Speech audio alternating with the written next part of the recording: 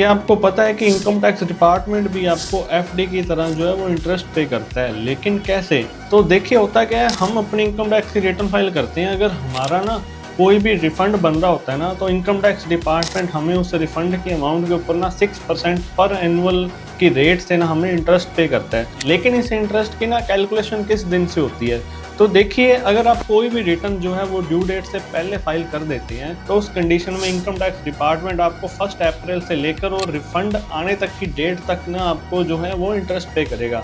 और दूसरे सिनेरियो में अगर आप ड्यू डेट के बाद अपनी इनकम टैक्स रिटर्न फाइल करते हैं, तो रिटर्न फाइल करने की डेट से लेकर जिस तारीख को आपका रिफंड आया था ना, उस तारीख तक आपको जो इंटरेस्ट पे करेगा। तो अभी ना इसे एक एग्जांपल से समझते हैं कि मान लीजिए आपके ऊपर ITR 1 एप्लीकेबल हो रही थी और जिसकी ड्यू डेट थी ना वो 31 जुलाई थी, और आपने अपनी इनकम टैक्स रिटर्न जो है ना वो 15 जुलाई को फाइल कर दी, और आपका जो रिफंड है ना वो आपको क्रेडिट हुआ 20 अगस्त को। तो उस कंडीशन में क्या होगा, इनकम टैक्स डिपार्टमेंट आपको 1 अप्रैल से लेकर 20 अगस्त तक की ना इतने दिन की कैलकुलेशन करेगा और 6% पर एनुअल के हिसाब से आपको जो है इंटरेस्ट पे कर दिया जाएगा। अब दूसरे सिनेरियो में क्या हुआ, आपके ऊपर ITR 1 एप्लीकेबल थी, आपने ड्यू डेट से पहले फाइल नहीं करी, आप भूल गए, उसके बाद आपने बिलेटेड रिटर्न फाइल करी 5 अगस्त को।